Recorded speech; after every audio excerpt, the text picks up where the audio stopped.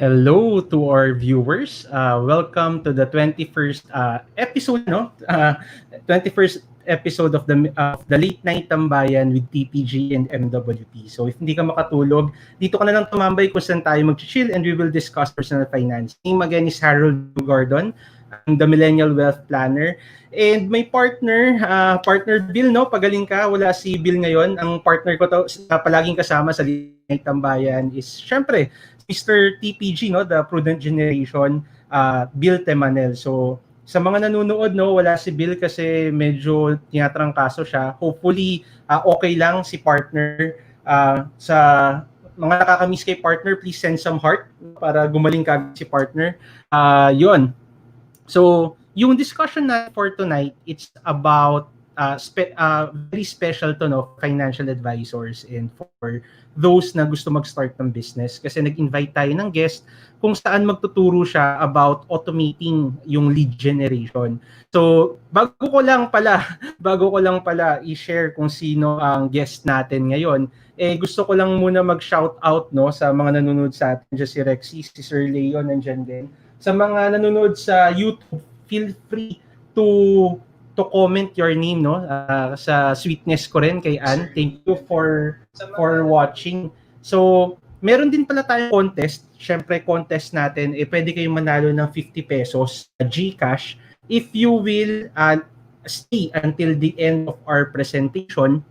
At saka may question tayong itatanong, no? May question tayong itatanong. So paano kayo manalo? Manalo kayo if magko-comment kayo sa YouTube channel ni Harold Q. Gardon, the Millennial Wealth Planner. At kay TPG naman, kahit wala dito si Partner Bill, i-share nyo from the TPG page itong video natin and then later dun kayo sasagot.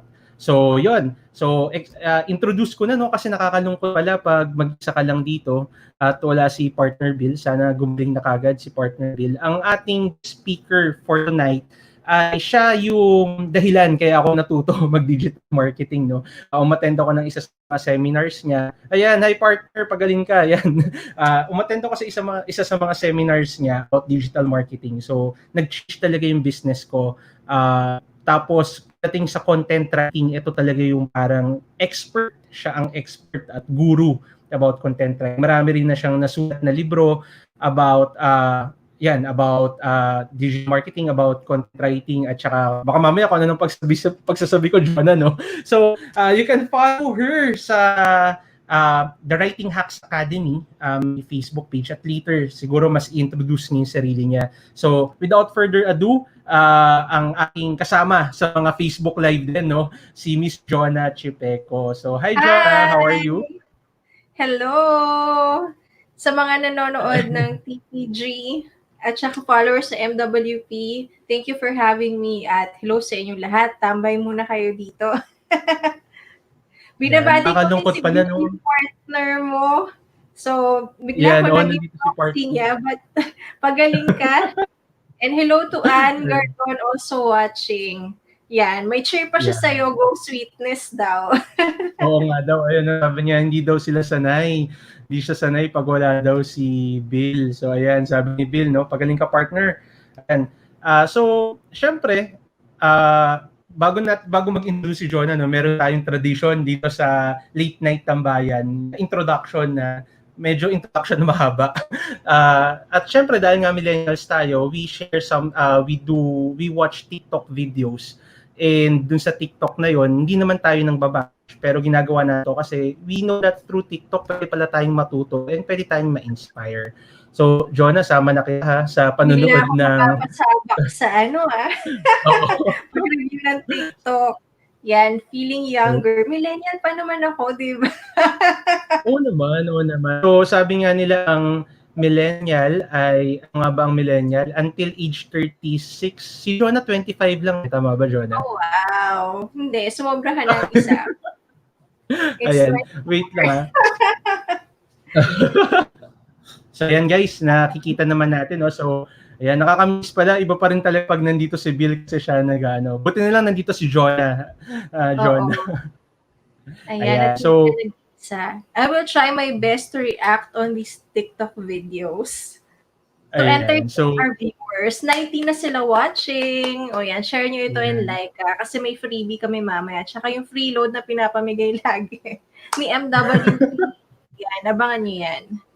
Sige, hindi ko alam kung ano yung papakita niya TikTok video So, sorpresa to. Ayan, nakikita nyo na ba? Parang hindi malaki, no? Sa akin naka-full screen na. So, wait lang. Hindi siya naka-full screen. Hindi ako sanay pag si partner kasi gumaganito. Pero, wait lang. Ayusin ko ulit. Ayan. So, please share. 17 million na nanonood. Din naman kayong mag-heart. Padala po kayo ng heart ng lalong tayong ma-inspire. Yan. Na-share na ba? Ayan na. Yun. Naka-zoom na siya. Yun. Yan. So, millennials react on TikTok. So, si Jonah ay isang millennial din, no? 10 years old na si Jonah. Let's not talk about age, please. Let's not talk about it. Actually, mas mukha nga akong yan. So, ito yung una natin TikTok video, no? So, manood tayo, guys.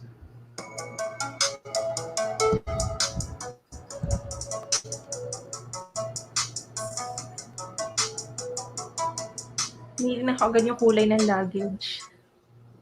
Yon. So, yung TikTok na to ay galing kay @wealth, no? Pwede nyo siyang check sa @wealth sa TikTok. So, anong masasabi mo naman dito, Jonah? Wala bang replay? Yan siya.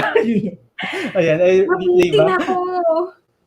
Ay, sige, ulit. Ayan. Nakapokus talaga ako sa kulay ng luggage. Oh. Ayan.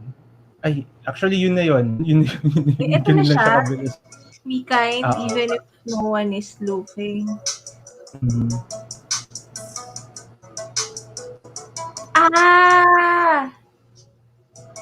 So, yung guy sa likod niya, siya yung hinaharang niya yung paa niya para hindi gumanda rin yung luggage. Yes. Tama ba? Tama. Wala kasi ako sa lamin kaya hindi ko nakita. Minsan ay wondering if I'm already a tita. Meron ka bang masasabi doon? Una, di ba, napansin ko rin parang kinokonek ko, bakit wealth? Parang yung is that yung name ng account ng TikTok niya? Yes. Tapos yung pinost niya is about kindness. So, parang since you're the millennial wealth planner, hindi tayo sa TPG. So, kindness is considered as wealth. And yung simple moments like what we saw sa bus is something that's precious also. Kaya I think the one who captured the video shared it. Kasi, gaya na nakalagay doon, simple act of random kindness from a stranger who doesn't need acknowledgement kasi hindi naman niya alam na may nag-video sa kanya at masishare siya on TikTok. But that's enlightening. Ikaw, ano reaction mo doon? Ayan. Ayan, thank you, Jonah, no, sa napag-connect.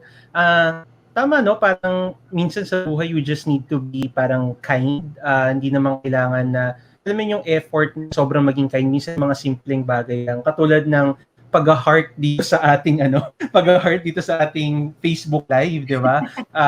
Minsan nga, di ba, yung sabi nila sa amin, sa mga millennial financial advisors, minsan parang akala nila we are parang sailing pag nangangamusta. Pero sa mga clients ko talaga, nagsisend lang ako na minsan na as in walang benta, it's more of parang nagsisend lang ako, kamusta ka? Hopefully okay ka, have a great day. Kasi minsan hindi natin napapansin itong mga bagay na to will make someone's day. Syempre hindi naman tayo palaging hype or positive na positive. May time na nalulungkot tayo, pero yung mga simpleng emoji na smile or simpleng have a great day will greatly help a lot of people. So, be kind even when no one is looking, or through simple things. Okay, yung next video naman natin ay ito. Wala talaga tayo matututunan dito. Oo, dalawang TikTok. Itong video naman, wala tayo talaga matututunan. Ang good vibes lang to. So, nood tayo. Hindi naman ako naghahanap ng matututunan . But I'll pay attention.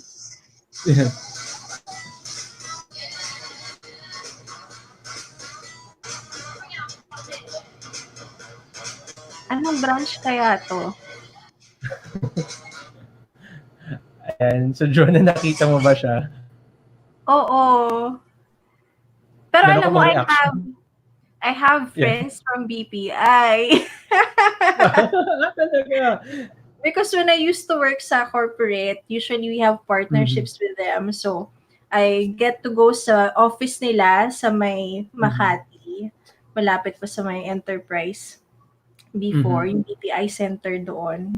So, sila yung Mhm. naalala ko. But, that's nice to have that idea kung sino man yung nag-initiate sa team nila to still have some fun while practicing Mhm. social distancing, of course. Yes. Because, well, we really need to somehow make effort to energize ourselves nowadays Mhm. because of what's happening. It doesn't mean naman na we're in a situation na we're locked in because of the quarantine. We're gonna be too hard on ourselves also. So, pwede pa rin tayong gumawa ng flash mob videos or practice Zumba with office mates if you have a choreographer there. So, kung sino man yung nag-initiate nito, siguro hindi naman siguro office hours nila ginawa yun. Before opening ng bank, Ayun. Oy, someone gave us Ayun. a heart. Si Ramil Populi. I think Yan. from YouTube sila nanonood. And si Leonardo Ninja. Hello. Ayan, binabati rin niya Yan. si Idol Bill niya. And congrats daw, Idol Harold. Of course, my fiancé is Yan. also watching, supporting our broadcast tonight. Yan. Ayun. Thank you for the support, guys, no. So, shout out lang din kay BM Estong. So, sa mga BM, no, na millennial BM natin, yung mga branch manager, itong TikTok pwedeng learning din na dito sa video na pwede siyang promote, no, na good vibes lang na despite of what's happening na minsan medyo nakakalungkot kasi nga syempre ito na yung new normal. Yung TikTok pwede tayo mag-promote ng ating para branches at the same time nakakapag-entertain tayo. Ayan. So, next naman, yung featured content creator natin, galing to kay The Prudent Builder. So, pwede nyo i-follow yung Facebook page niya. Sabi niya, galing yung quote na kinuha niya kay B. Burgunder. Hindi ko alam kung tama yung pronunciation ko. No? Sabi, soon when all is well, you're going to look back on this period of your life and be so glad that you never gave up. Yan. True! Do not give up! Lalo na if we Yes. have viewers who are running businesses, kung merong Mhm. freelancers, entrepreneurs, consultants, I'm sure we have mga financial consultants also are following TPG and MWP.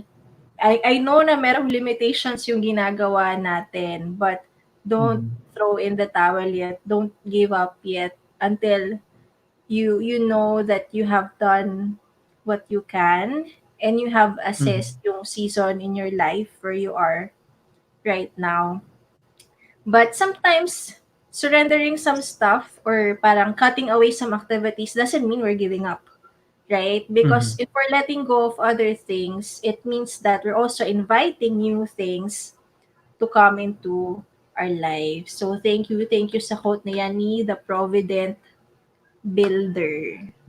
Yan. Meron ba siya So sa yan, Facebook page ba niya to or yes, Instagram account? Facebook. Alam ko sa Facebook, pwede nyo siyang i-follow. Hindi na ako sure, parang may Instagram din si The Provident Builder, no? So sa akin naman, kung parang kung babalikan natin nung naalala ko nung college, meron kasi ako meron kaming ang college group, tatlo lang kami na every Monday nagmi-meet kami and then nagka-catch up kami at parang may Bible study doon. Pinagkukwentuhan nga natin nung college parang may accounting exam or merong statistics exam, parang hirap ka na sa buhay. Pero ngayon parang tinatawanan na lang namin siya na parang, uy, parang dati big deal na yun, pero ngayon hindi na. So, eto din, feeling ko, after 5-10 years, kung ano man yung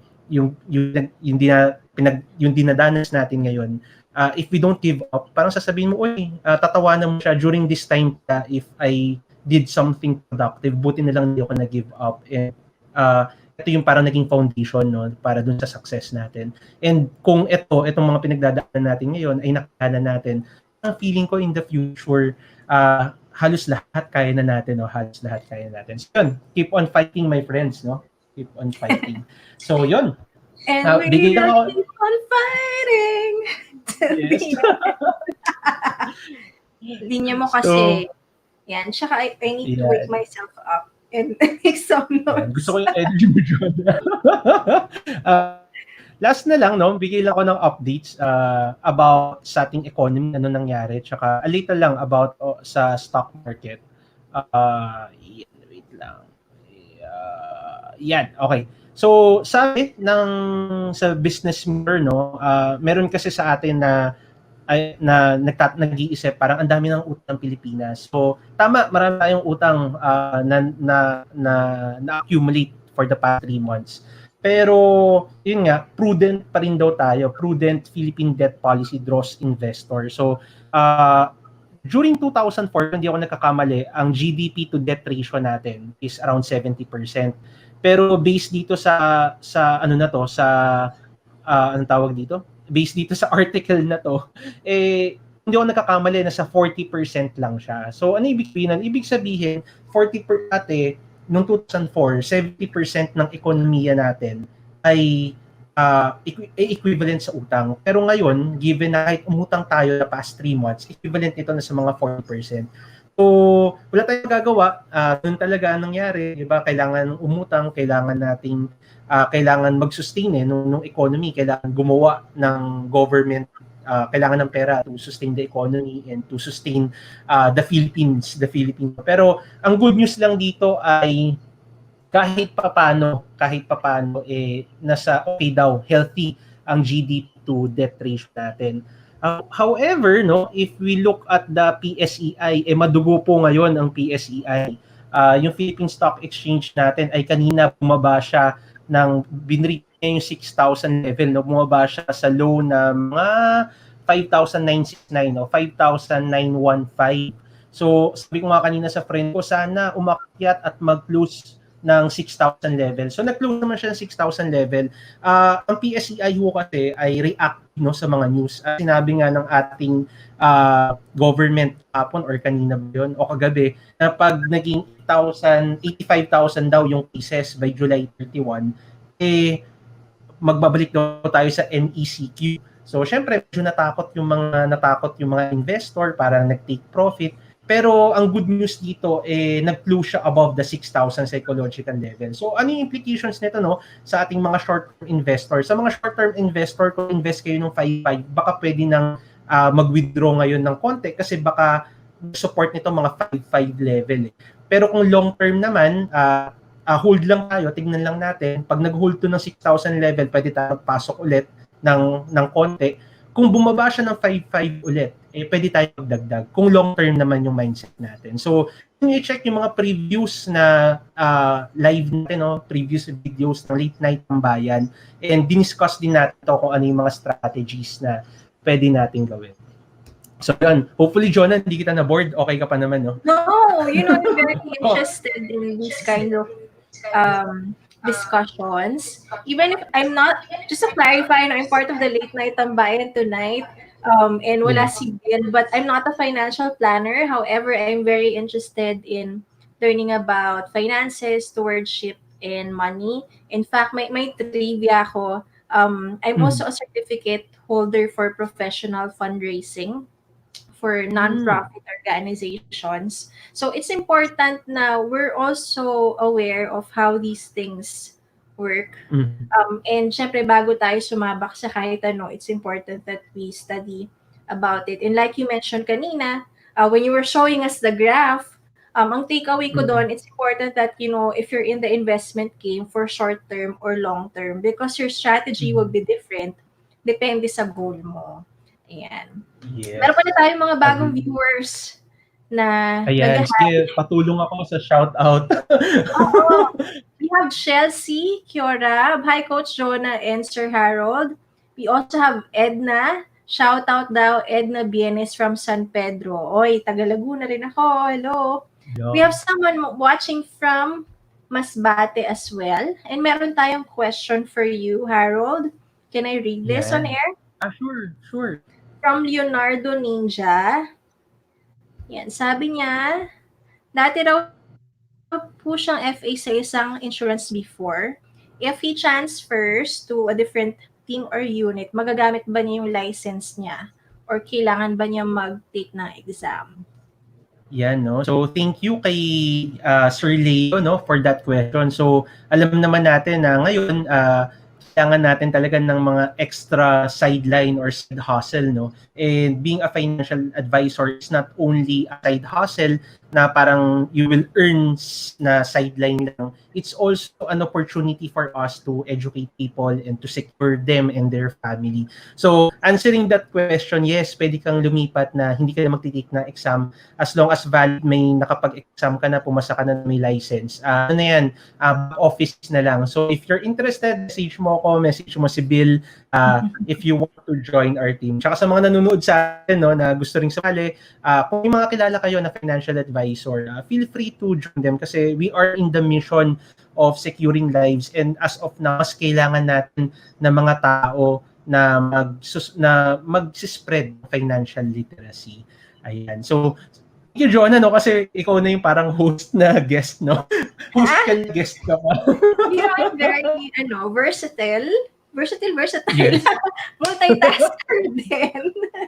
Yan. Uy, meron tayong nanonood from Cubao, from Vegas, USA. We also have someone from Cebu City. Yan si Laika. Hello sa inyo. Thank you for joining us tonight. Marami yata yung night owl. Alam mo naman, millennials usually. Ganitong oras gising. Ayan. Hi, Dave. What's next in our lineup ba, Harold? Yan na. So, syempre, hindi ko na papatagalin. Punta na tayo sa topic mo, Jonah. Pero syempre, bago tayo punta sa topic mo, share ka muna ng story parang at least our viewers can know more about you aside from being the founder of Writing Hacks Academy, and one of the reasons bakit ako nasanay mag-Facebook Live and naging active, no, sa digital sa social media. Ayan. Alright. Siguro, I'll start my story as think of me when I was working sa corporate before as a hardworking accidental breadwinner. So, I was a marketing manager when I explored different side gigs or side racket. That includes freelance writing, retail store. I sell bags and shoes sa office. Kapag break time or pag-uwian na, I would go to my office mates, different floor ng building, just to invite them to check my merchandise. And I also organize events. So that was as early as 2011. So I knew that time na if I want to hit my target income, I need to look for other sources aside from my work. However, I got into the path where I am now because 4 years later, 2015, nagkaroon ako ng accident. On my way to a meeting, I slipped and hit my back near the MRT and had to go through therapy sessions for 6 months. So during that season, I'm glad dahil kahit no work, no pay ako, even from home, I have ways to earn, no, and take care of my health. And so during that period, I asked myself, what do I want to be in the long run? If we only have one life to live or a chance to make things new, what do I want to pursue? So I told myself that I want to be a resource speaker. I want to be able to travel the world, write books, and speak. So when I made that decision, nag-start muna ako as a freelance trainer. I searched sa job street for a post na freelance trainer, meaning part-time instructor, and got hired as a business writing trainer. Even if I was in a different career path than marketing, I highlighted yung mga correspondences that I did over the years when I was in marketing. And instead of presenting parang academic approach to teaching it, I showed yung company president that time yung mga practical tips na I know would be applicable to other professionals who will join yung workshops ko. So since then, when I realized na, you know what, if I'm a freelance trainer, I can actually earn more and get much of the profit share if I build the business. Kung ako na lang yung mag-market service ko, kung matutunan kong ako yung maghanap ng training or seminar attendees. Anyway, I have a marketing background. Yung direct selling ko before na selling bags and shoes na family business, I converted it online. So why not apply the things I learned there and try to start Writing Hacks Academy? So that's the online school I'm managing right now where we offer courses, ebooks, and communities to help freelancers and entrepreneurs. Right. So that's my story, and ang target ko yung listeners for tonight would be those who want to generate leads for their business. Ano yung leads? If you're not familiar with sales or marketing terms, gusto nating meron tayong prospect clients lagi. Yung kapag nag-iisip ka na, sino kaya yung pwede kong i-approach to offer my products or my services? Meron ka ng listahan ng nakaabang, hindi ka na maghahanap kung saan because lalo na if you're a freelancer na part-time, wala kang trabaho ngayon or income source, kasama talaga sa responsibility natin yung selling your own product or service. Even those who are full-time as financial advisors know that meron kayong sarili nyong system in finding clients. So, how I want to contribute for now is to share with you some tools and tips you can use para maging automated yung process natin. Alright? Ayan. So thank you, Jonah, no, for sharing your story with us. So sa mga bago kakarating lang, no, wala dito si partner Bill ngayon, si Mr. TPG kasi tinrangkaso siya. Let's pray for his fast recovery at sana normal flu lang 'yon. So kindly send some hearts, no, for us and for partner Bill.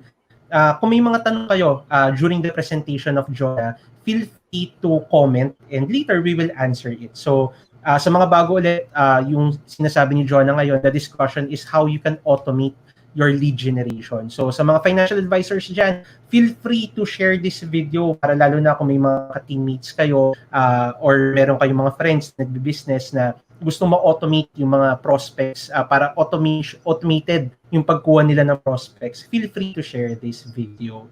Okay? So, Jonah, bigay ko na yung floor sa'yo, no? Alam ko may PowerPoint ka na pin-prepare for us. Alright. I just wanna see if I can add it to stream right now.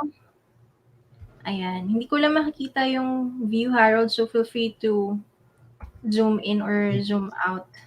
Okay. Sure.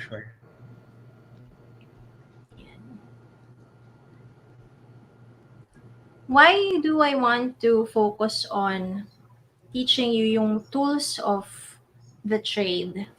Sometimes, we focus more on yung process or paano, pero hindi masyadong nadidiscuss ano ba yung kailangang equipment, kailangang software, kailangang weapon meron tayo. Di ba if you are a baker, meron kang mga instruments to produce your bread or your cake. Alam mo kung ano yung equipment na kailangan mong gamitin. Same as if you are a carpenter. Perhaps meron kang paboritong martilyo or something, a handy tool that has served you well. So if you are in the service of finding clients for you or doing selling, kailangan alam mo rin what tools do you need to have. And the advantage of learning tools is first, you can have something you can plant and grow. Kaya meron tayo dyan picture ng seedling. If you invest in a tool, kung kumuha or gumawa ka ng tool mo to get clients, it's like buying a seedling na itatanim mo so that it can grow profit and clients for you. Second, tools can help you save time. Because if we do everything manually, kung meron kang target, let's say, na 1,000 prospects or to talk to 1,000 people, and you won't take advantage of digital tools or leverage on tools you can use, mababagalan ka. And of course, we also need to save our energy to focus on what's important. Kung sa paghahanap pa lang ng lead, pagod na pagod ka na, paano pa pag nandun ka na sa presentation stage or sa closing ng deal? 'Di ba? So, mahalaga na if you look at your entire sales process, you know where you can spend your time and energy on, and tools will help Mm. you with that. Ang kagandahan din sa tools, meron siyang function na parang set and forget. Kapag nabuo mo na siya, pag nalagay mo na siya somewhere, it can serve as your asset, magkakaroon ka na ng leads coming from that, pwede mong kalimutan, alright? But dudugtungan ko siya. Set and forget, but maintain it. Kasi baka yung iba isipin nila, ay, meron akong ganitong tool na I can get clients or leads. Pero hindi naman nila tinitingnan. So, mahalaga pa rin that you go back to it and modify it.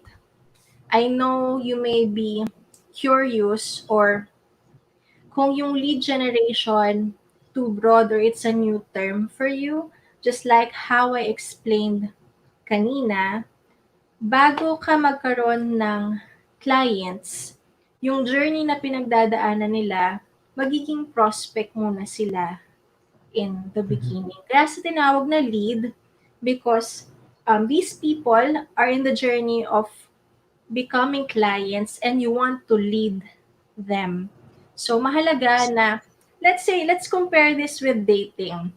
'Di ba? If you want to marry someone or be engaged, but you have no prospect dates, you're not going out to meet people, how will you find someone? So same as in business, mahalaga meron tayong target customers. But of course, magkaiba yung dynamics nun.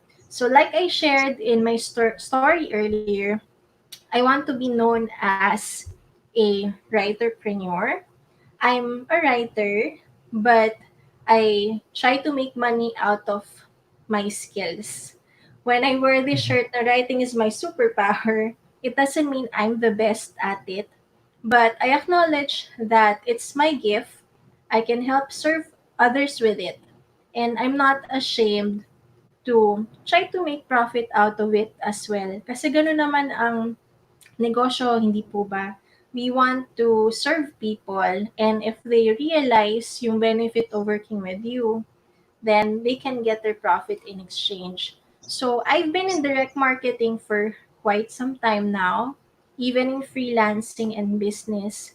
So I mentioned earlier, aside from writing Hacks Academy, I write books. That's how I started as a freelance writer. I have yung bag and shoes business.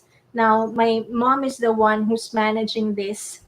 And that's good Mhm. also about business kasi pag nasimula mo siyang gawin, you can pass it to someone in the family or help others with it, 'di ba? And I also partnered before with a friend to organize workshops in Go Up events. That's where I met Mhm. Harold. And yung sinasabi niya kaninang social media workshop where I was one of the instructors. So, my question before I proceed with my tips, sino rito yung viewers who are business owners, consultants, or naghahanap ng clients? Can you type in the comment box so that I would know more about you? Para kapag meron akong examples mamaya as I share this, I can use yung industry or type of business that you have. So, babalikan ko kayo sa comment box later, but please type what you do, share about what you do. If you're a financial advisor, if you have an online store, If you have a service business, if you're a coach or consultant, if you're a blogger or vlogger and you want to make profit out of it, type it in the comment box kasi I want to know kung sino yung mga nakikinig who are into business. Alright, meron tayo someone from CDO, si Cesar, hello. And si Yes, Vanji hi Cruz, Cesar. watching from our YouTube channel. Good evening sa Hi Ma'am inyo. Evangeline. Let's continue. Okay. First tool. Alright. Now, let me clarify. Baka nung sinabi kong tool, ang naisip nyo agad ay software lang or website or app. We have what we call lead magnet. Yung simple term dito would be a freebie or a giveaway that you can give a person na interested to learn more about what you do. Imagine this. Have you been asked by a friend about your expertise? Kunyari, nakipag-chat siya sa'yo via messenger. And yung pagsagot mo sa mga tanong niya, feeling mo, teka, kulang yung chat dito, kulang yung call. And you want to continue to follow up with this person. So the best way to get this person to another level as your lead is to give something in return. Halimbawa, one type of lead magnet is an ebook. Kunyari, may nasulat kang libro about 5 steps to save money or pay your debts. And kulang yung time mo to talk to someone, maybe dahil sa chat nga, or you just met him or her sa event, you can tell him, you know what, can you send me your email address? I can give you this ebook. Or pwedeng sa chat, oy, nice chatting with you. By the way, I have an ebook that you can read to learn more. Ang misconception when people say na ebook is it has to be a lot of pages. A simple PDF file with your tips, pwede na siyang maging ebook. And sometimes, iba-iba yung tawag. It can be called a checklist. Let's say, you are advising someone who is an OFW and how they can go back home for good. Meron kang naisip na 10 steps na pwede niyang gawin. Alright? So, just simply list those 10 steps na personal advice mo, turn it into a PDF, and give it to your prospect. Pwede rin itong worksheet. Like if you're into budgeting at meron kang ginagamit na budget worksheet, pwedeng Excel file, and someone needs it, or you know that in a Facebook group where you are part of, nag-type ka rin ng simple, hi, I want to help members in this group in budgeting. Would you be interested to get my Excel budget worksheet free? Okay? So, I hope you got this idea na before you want to take someone's information or introduce your product or service, you have something to give. This is from the book ni Dr. Robert Cialdini, yung Psychology of Influence. And he says na give before you ask. If you're asking for someone to be your client, yung lead magnet na sinasabi ko can be a tool na ready kang, meron kang ibibigay. So that you won't end the conversation, you won't just parang leave the person without making him or her want to know more about what you do. Okay? Let's go to the second tools. And then I saw some comments also. Pagdating sa number 3, we'll read those comments and go back to the other tips. Next, data capture forms.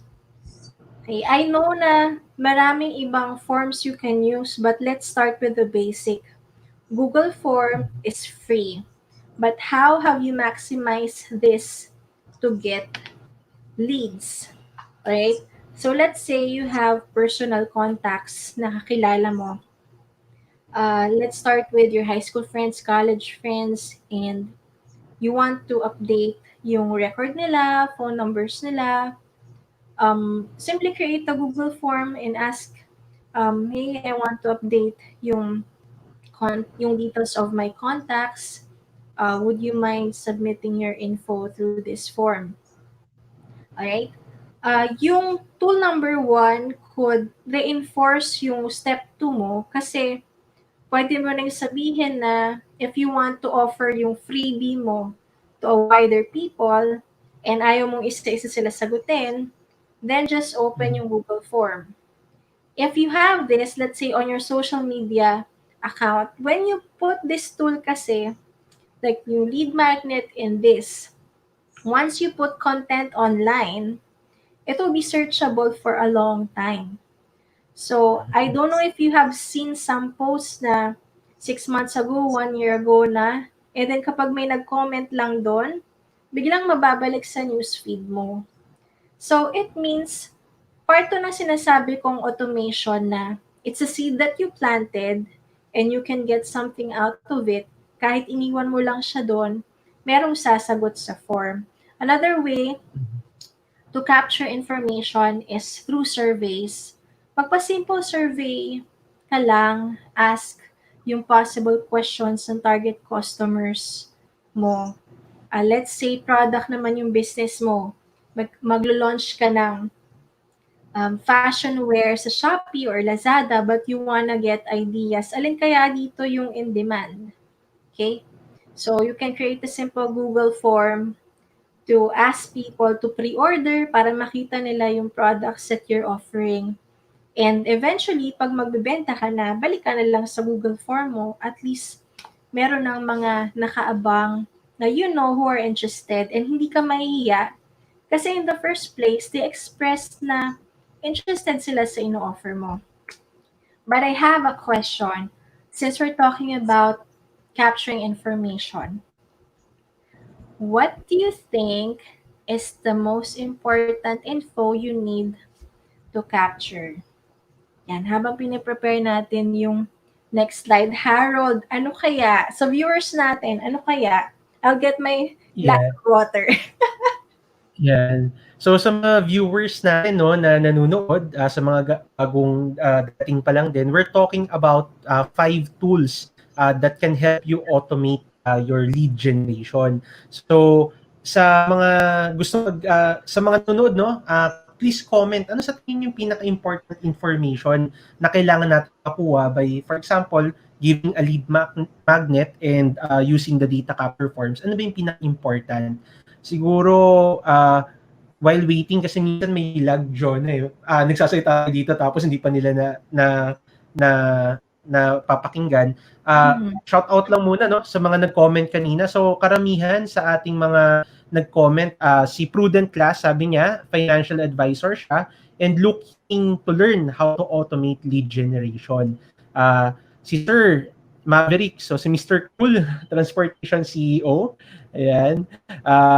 Si Laika, FA din, financial advisor. Si Dave ay retail area sales manager and a part-time financial advisor. Tsaka si Ma'am Edna ay part-time financial advisor and they are willing to learn. So guys, aside from sending some hearts and smashing that like button YouTube, feel free to comment. And kung may mga questions kayo, feel free to comment. At sa tingin nyo, ano ba yung most important information na kailangan nating capture? Bago ko lang di makalimutan, shout out kay Camille, nanonood si The Vegetarian Bride. So kanina. So hi Camille.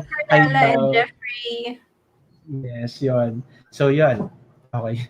Alright. I will answer this question later kasi maghihintay ako sa mga comments nyo. Okay. Yes. Next. I wondered, those are viewers, have you explored using chatbots? Now, this one is for those who have Facebook pages because I know right now parang strategy din ng mga FAs or even we have someone na nasa retail area sales and offering products or services. Even if you're not online to respond to customer inquiries, you can set up chatbots on your Facebook page. to ask for the inquirer's details or even automate yung sagot sa frequently asked questions nila. Alright? Top two chatbots you can search online would be ManyChat, that's MANY chat, and you can also check Mobile Monkey. So for starters, check out ManyChat, Mobile Monkey. You can also set this up sa Facebook page mismo, parang without any third-party tool. You can ask or you set up yung Facebook Messenger page chat settings ninyo to answer questions or sa intro pa lang or sa welcome message, ibigay nyo na yung important details that your target customers would need to know. Okay? Next would be call scheduling or booking app, especially if nasa consultancy service kayo, financial advisors, people who want to talk to possible clients first before closing the deal. I know si Harold has a Calendly account. So this tool is also free. Go to calendly.com. What it does is if you have a Facebook page, even your Facebook profile or website, you can paste there yung Calendly link mo. So, kung meron kang account sa Calendly, people who want to book a meeting or schedule a call with you, they need to only fill out yung form na yon, and then bibigay mo yung availability mo. Even you're not online, mako-confirm yung booking schedule nila. So that at least, yung problem na sinosolve na tool na to, di ba minsan pag mag-set tayo ng meeting or appointment, back and forth pa kasi, ay wait, I'll check my calendar. So this time, wala na silang excuse kasi ni-layout mo na what days and time are you available for a call. And this works for me too because I get several requests and incoming calls for collaboration. So at least, naka-plot na sila sa isang booking app and I can just go to the app and check ano ba yung mga meeting and call schedules ko. Of course, there are paid tools and other apps you can explore. But if you're a starter, do check out yung Calendly. Alright? Tool number 5 is an email autoresponder. Sa mga viewers natin, have you tried to use yung mga email marketing softwares like MailChimp? So, for beginners, yung MailChimp yung i-recommend ko, good for starters, kasi they would allow yung free account and parang less strict sila with other email marketing tools or autoresponders. So what it does is if you have email blasts or campaigns like sales promos, announcements, or tips you wanna send out to your prospect clients, kahit offline ka, the email will work for you and send them on a schedule.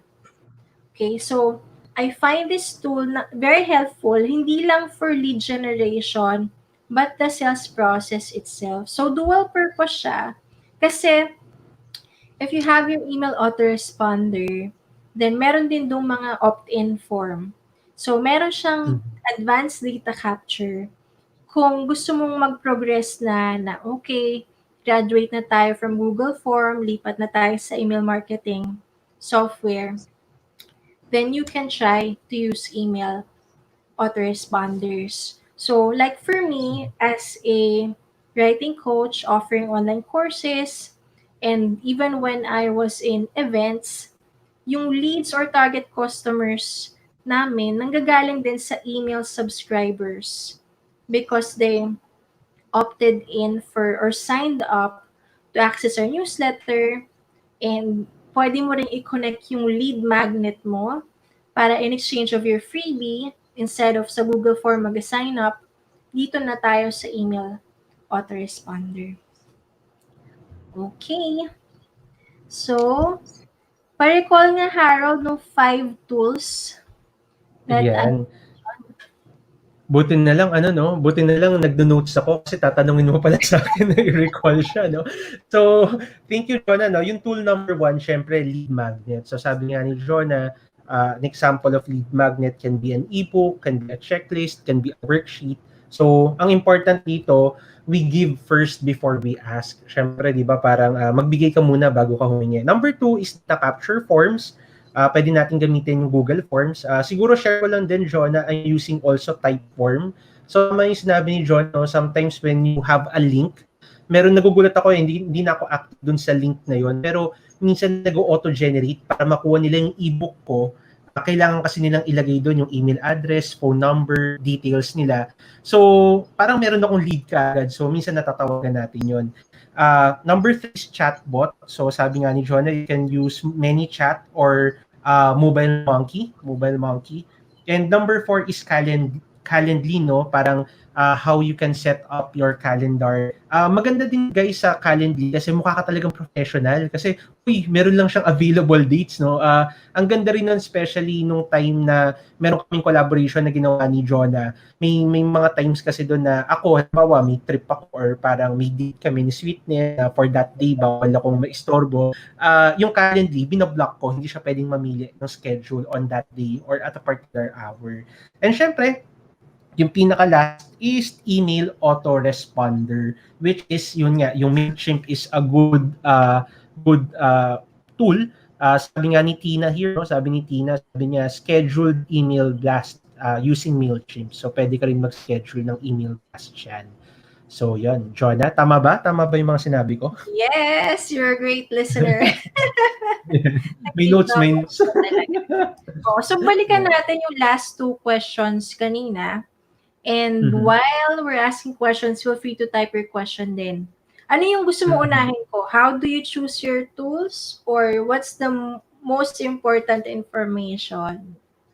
Yan. May mga sumagot dito no. So baka siguro yung important information. Sabi ni Wilfredo Ramos, sabi niya, ang important daw na tool is name and contact details. Sabi naman ni Sir Rayson, no, sabi niya, name, contact details, and email address. Yan daw yung important na details na kailangan natin makuha. Ano ba yung sagot, John? Alam mo, well, pagdating sa sales perspective, kung ang goal mo is to get leads, of course, you want to be able to reach out to them through email or mobile. Pero meron akong idadagdag. Like, if you will try to get their info as like you have yung Calendly or Google form, ask them what problem do you want to solve? What's your pain point? What's your biggest question about, let's say, finance? Let's say if you're selling bags and shoes online, parang what's your criteria in buying online? So, try to, for me kasi, I have a Facebook group and part nung before I approve them, merong membership questions, di ba, sa group? Yes. I want to always include yun na what's your question about writing? What's your question about content marketing? Because that will give you an idea kung ano yung hinahanap ng target customer mo. For me, it's even more important than the contact details and email address themselves because over time, kung nalaman mo na yung pattern na ano yung laging tinatanong sa'yo ng target customers mo, ano yung laging hinahanap nila, then it will be easier for you to find people with similar needs. Mas makikilala mo yung audience mo. I know it's a different approach because when people will also see, now we're only here to take their email address, we're only here to take their contact numbers, since we're considering them as leads, parang nawawala yung focus on the customers. So for me, the most important information we get from our leads is what's their main problem. why did they come to you in the first place to be interested learning about what you do or what you offer. I don't know if it makes sense to you. You may agree or may not disagree, you viewers.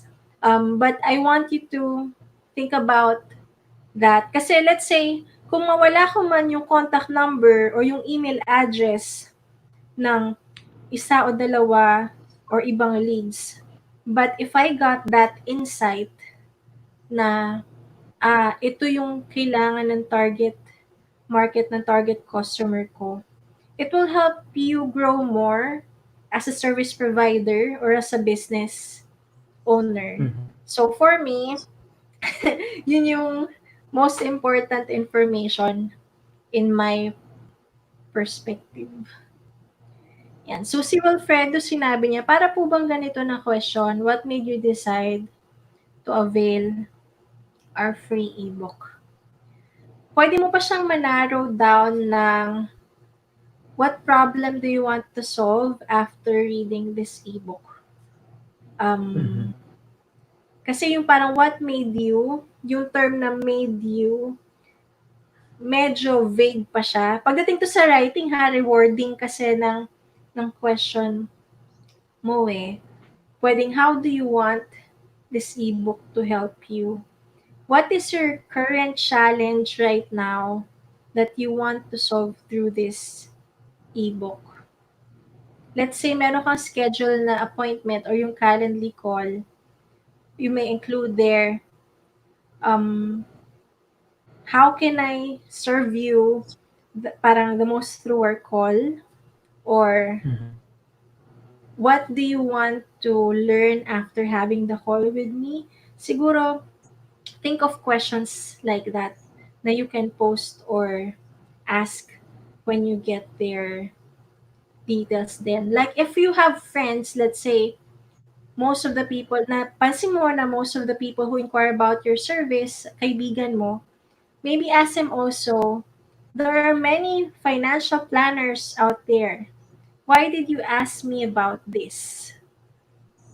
That can be an information na can help you kasi ma-realize mo what made you different and what made your target customers choose you over the others. Ayan, thank you for responding. Wilfredo, yes, be specific depending on your niche. Punta naman tayo sa second question. How do you choose your tools? May time pa naman tayo, no? Last 3 slides. Pa tayo 2 minutes na joke lang. Go lang. Extend lang tayo ng konti. Yan. Uy, wala naman. Nakikita ko naman yung time, may 5 minutes pa. How do you choose your tools? Alright. It depends on the stage of your business. Okay? So, yung mga binigay ko sa inyong tools, like let's say, MailChimp, yun yung stage 1 ko when I was practicing first year ng business. Then afterwards, what I did is I tried muna yung mga free or trial version ng paid accounts. Parang rule ko is I try at least 3. And then I choose what works for me, budget-wise, and yung how I'm comfortable to use it. So right now, I use GetResponse. Yun na yung email marketing software ko.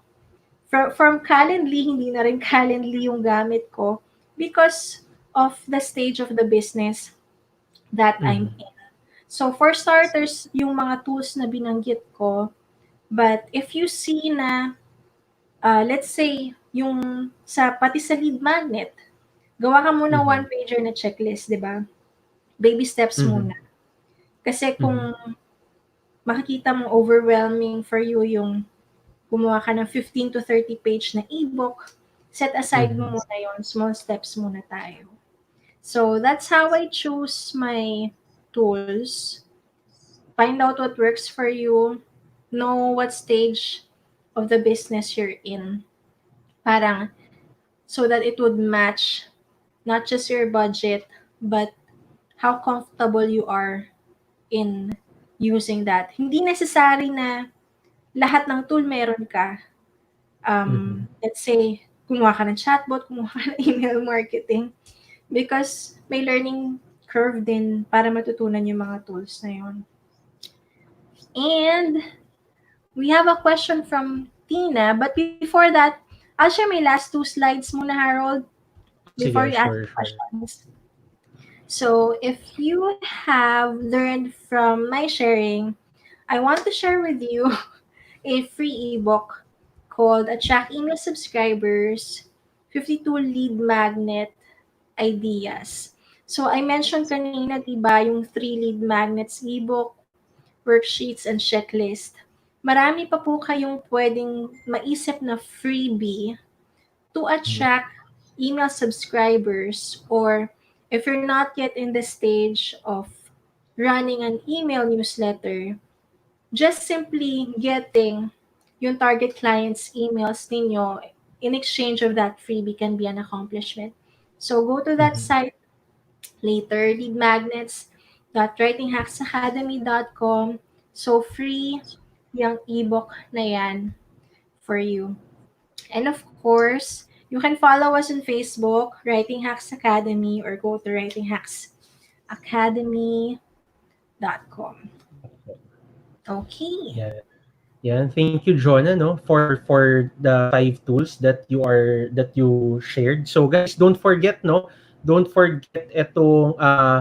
yung sinabi ni Jonah na lead magnet natin, which is leadmagnet.writinghacksacademy.com. Pero syempre, before we end, meron tayong tanong, no? If you have any questions pala sa Team Replay, feel free to comment. Lagay nyo ng hashtag Team Replay and then yung question nyo. So we can answer then. Try natin na balikan at sagutin itong mga dong. So, eto Jonah, no? Galing kay Tina. Sabi niya, how about for example, sa landing pages and then subscribing to an email news moving forward about specific topic? Example, gumawa ka ng landing pages about how to create leads, etc. So, same topic yung gusto makuha na topic ni via email. Hindi ko masyadong nagets. Oo. Tama ba, Tina? So, gagawa ka na website landing page and you will ask them to subscribe sa email newsletter. And then, are you asking kung yung lead magnet pareho sa email newsletter na gagawin mo, yung topic niya? Yan. Follow-up question lang yan for Tina. Yan. Let's clarify it before I give you an answer. But thanks for everyone who joined us so far. Yeah. Meron pa tayo mga from Visayas, from US. Ayan. So, siguro while waiting for Tina, no, to dun sa tanong niya, to expound ba? Tama nga ba yun? Si Jonah nga pala ay isang writing consultant din. So, if you want na, halimbawa, you want yung ebook mo, ma-proofread, or you want to consult, no, paano yung mga content, tama ba? You can message Jonah. Syempre, isasend niyo yung link sa'yo. So, isasend niyo yung link niya for scheduling. And, yun nga, may contest tayo, no, at the end of every late night tambayan with TPG and MWP na 50 pesos GCash. So, paano manalo nun? Para manalo nun, kailangan share mo to from TPG page to your timeline. Make sure na public siya. And then, sasagot ka doon sa TPG page kung ano yung tanong. And then, from the Millennial Wealth Planner, sasagot ka lang sa YouTube channel ni Millennial Wealth Planner. So, search mo lang Harold Gardon, the Millennial Wealth Planner, at ko-comment ka lang doon at pwede ka nang manalo ng 50 pesos GCash from TPG and from MWP. So, yung 50 pesos ay hindi ganun kalaki, pero you can use this to parang invest or speculate sa Bitcoin. How? Meron ng video dyan sa YouTube channel. Palagay mo lang dyan Bitcoin at lalabas yun doon. Ayan, bigla nag-insert ng Bitcoin eh. Yeah, Bitcoin pala. So, tawag dito, while waiting for, bigyan lang natin ng time yung audience natin na i-share. Po-promote lang din namin. Yan, ipo-promote lang natin, no, yung ilan sa mga products na meron ang TPG, no? So, meron tayong mga face mask. Nakakamiss pala. Bille, pagaling ka ha. Yan, so meron tayong mga face mask from US. Yan, Ateneo, meron din Lasal, at merong Lasal, ba't na doble Lasal? Ayan, UP. Tapos meron din sa mga financial advisor. No? Ayan, yung mga financial advisor. So, kung di ako nagkakamali, this is 180 lang, no? 180. And you can order dito sa bit.ly/tpgmask or bit.ly tpgmask U. So, yun lang, 180 pesos lang siya. Tapos, sila Bille, meron silang financial literacy, no, Ride the Wave, if you want to learn about the stock market, about investing, on Saturday, 7 p.m. So, message nyo na si Bille. Ito yung sa Alexandra 1. Sa amin naman sa Spark Amber, hindi ko na makita yung poster namin, pero meron kami tomorrow at 8 p.m. about basics of personal finance. Feel free to message me and I'll send you the link. Okay? Yun. So, yung next topic natin, the Late Night Tambayan, it will be on Sunday. Ang topic natin doon, kumikita millennial.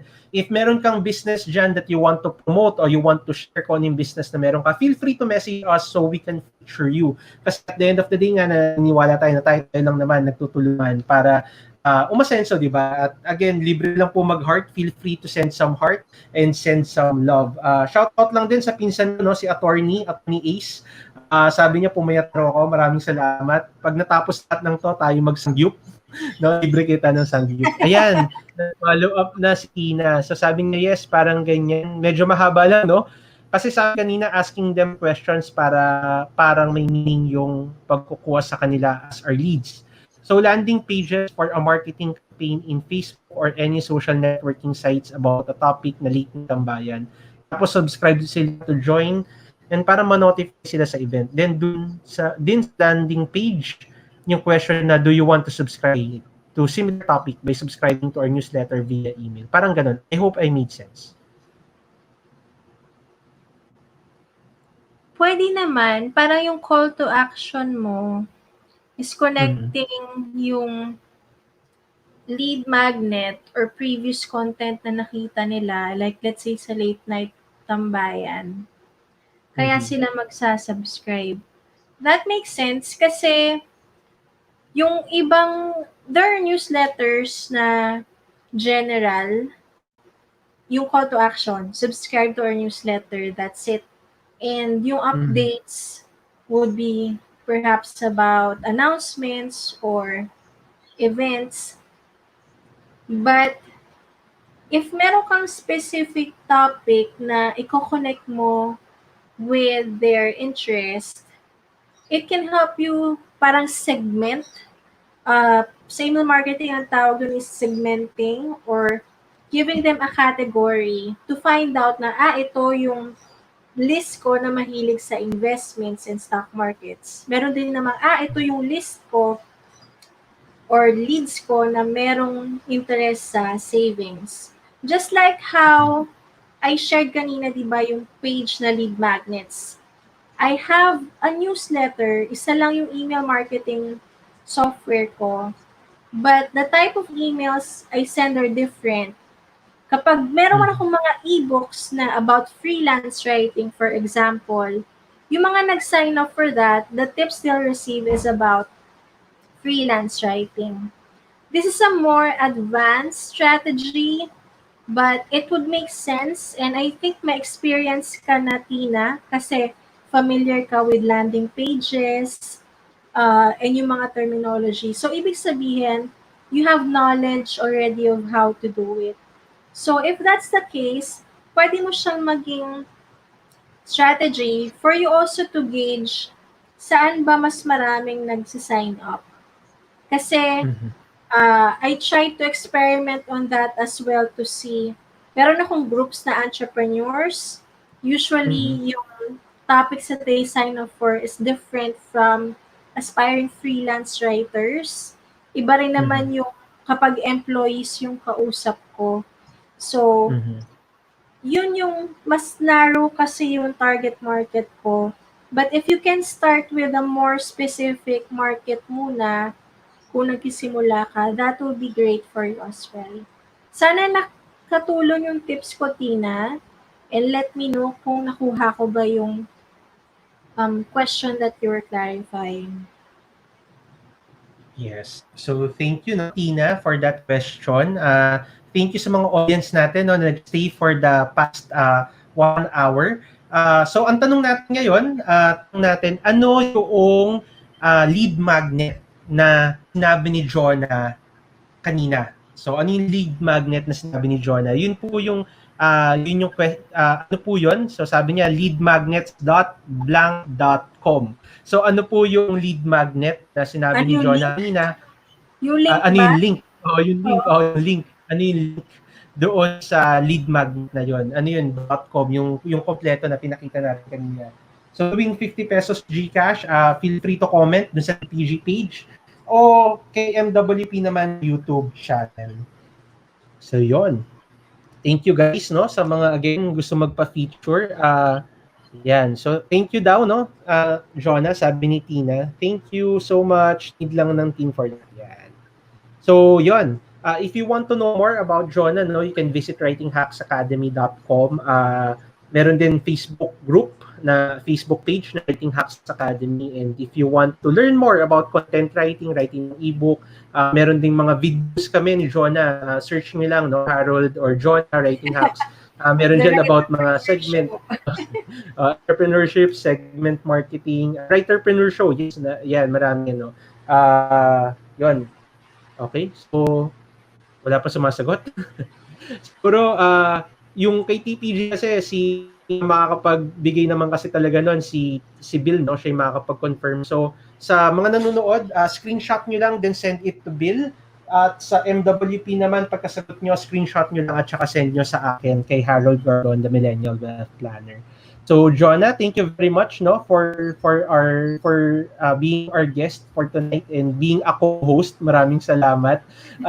Meron ka bang last words na gustong i-share sa ating mga viewers bago tayo mag-end? Last words. Wala, I know I'll see you around.